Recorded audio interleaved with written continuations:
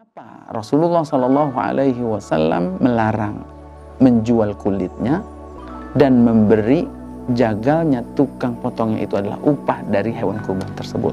Harus dipersembahkan seutuhnya, sepenuhnya untuk Allah Subhanahu wa Ta'ala. Jadi yang tidak diperbolehkan adalah jika seandainya kulit itu dijual lalu uangnya digunakan untuk kepentingan pribadi dia.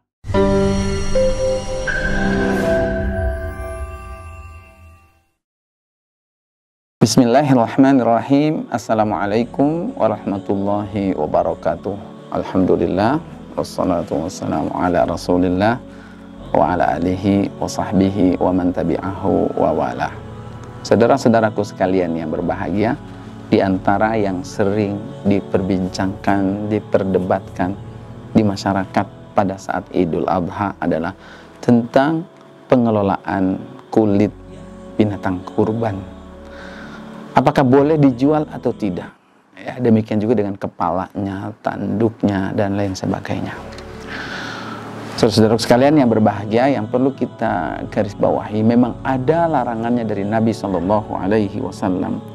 Ya, seperti yang disebutkan di dalam hadis bahwasanya sahabat Ali bin Abi Thalib ya, pernah diperintahkan oleh Nabi Shallallahu Alaihi Wasallam untuk menyembelih hewan kurbannya yaitu unta, dan Nabi memerintahkan kepada sahabat Ali untuk mensedekahkan kulitnya, dagingnya, dan semuanya, sehingga dan melarang untuk memberikan kepada jagalnya ya, untuk upah dari binatang tersebut, melarang juga untuk menjual kulitnya. Maka ini adalah sesuatu yang sudah kita pahami, ada disebutkan di dalam hadis Nabi Shallallahu Alaihi Wasallam. Dan yang perlu kita garis bawahi bahwasanya mengapa Rasulullah Shallallahu Alaihi Wasallam melarang menjual kulitnya dan memberi jagalnya tukang potongnya itu adalah upah dari hewan kurban tersebut.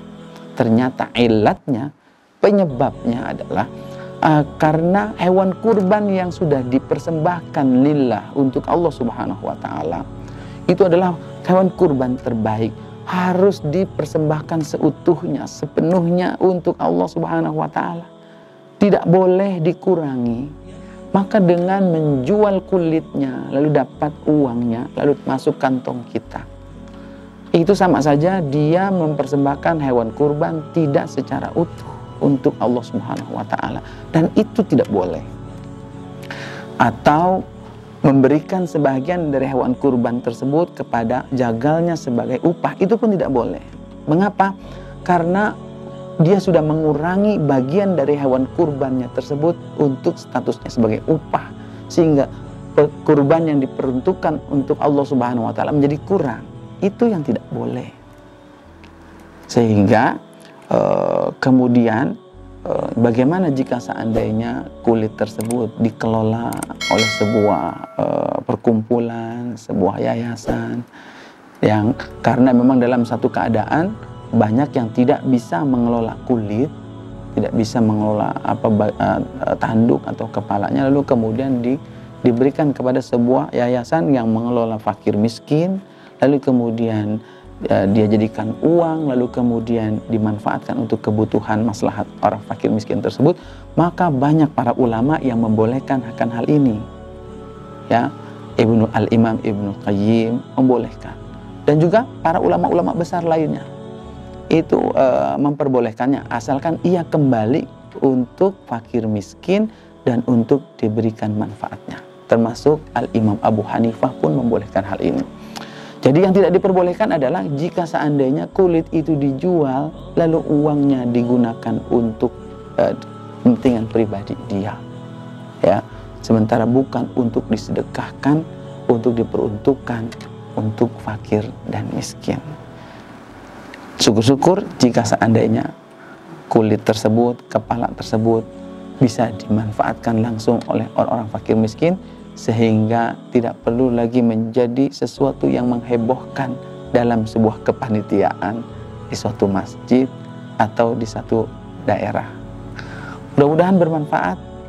Mudah-mudahan kita bisa mempersembahkan hewan kurban kita yang terbaik secara utuh, tidak dikurangi kulitnya, tidak dikurangi juga kepalanya, dan sebagaimana juga kita sudah mempersembahkan secara utuh diri kita yang mau berkurban untuk tidak mengurangi badan kita.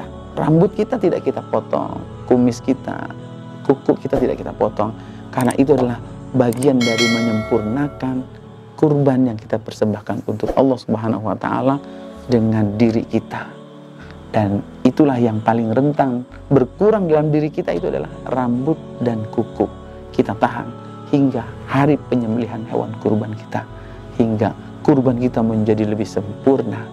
Hewannya kita persembahkan secara utuh, diri kita pun kita persembahkan untuk Allah Subhanahu wa Ta'ala. Mudah-mudahan akan membebaskan kita dari api neraka. Wassalamualaikum warahmatullahi wabarakatuh.